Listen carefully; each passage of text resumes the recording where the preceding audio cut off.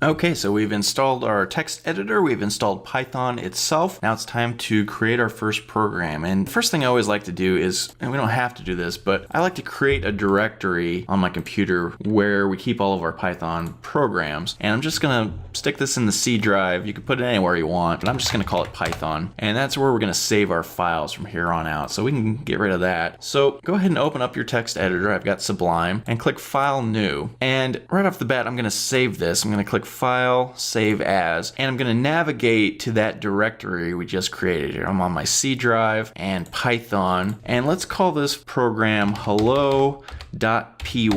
And the py is very important. Every Python file you create has to end in py. That's how our Python interpreter knows that it's a Python file. So go ahead and save that as hello.py. And so now we can just start typing our program. So the very first program that every computer programmer creates since the beginning of time is the Hello World program. It's just a very simple program that prints the words Hello World onto the screen. So to do that in Python, we type in print, and you can see as soon as I do that, it changes color. See, our text editor knows that we're doing Python now because we have this .py file extension. You can also go to View and Syntax, and here's a list of all the different programming languages you can choose from, and you can see, well, maybe you can't see because let's see if I can get this back up on the screen. Okay, so you can see it already knows we're in Python. The little Python is checked, and you can change this to PHP, Perl, HTML, whatever you want, but of course we're going to keep it at Python because that's what we're doing in this course. So now we need to print hello world to the screen, and to do that we just type in these brackets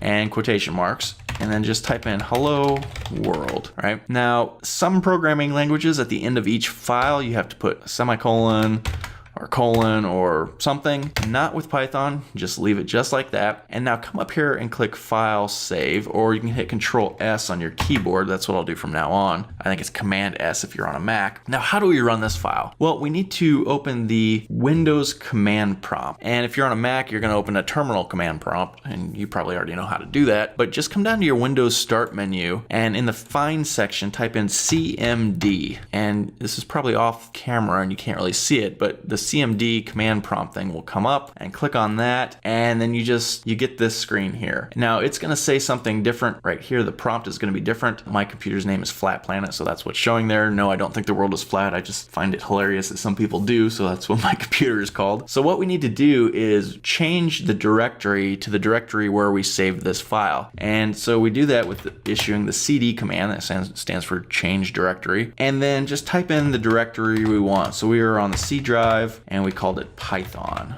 Now you can see we're in the Python directory, and if we type in dir, we can see all the different files in that directory. We can see there's only one file, this hello.py, and now you can type cls to clear the screen, so we'll do that a lot too. So to run a program in Python from the command line, all you have to do is type in the name of the program. So we named ours hello.py, and remember, we are in the Python directory. You have to be in the directory where the file is sitting in order to do this. So if we click this, boom, we get hello world. It's printed out on the screen, and that's it. So congratulations, you've done your very first program. You've written your very first program. Yes, it is incredibly dull, but it's tradition. Every programmer that's ever been has done this as their first program. If you go to college, this is the first thing you're gonna do. If you do any other programming language, this is the first thing you're almost certainly going to build. And so now we've gone ahead and done that. So very, very easy to write these programs and run them. And this is what we're gonna be doing for the rest of the course. We're gonna be spending a lot of time in this command prompt. And remember, CLS clears the screen. Now to run the file again a second time, we don't have to keep typing in the name every time. We can just hit the up arrow key on our keyboard, and that will automatically fill in the last command that you issued. And you can see there it says CLS. If we hit the up arrow key again, it just cycles through all of the last,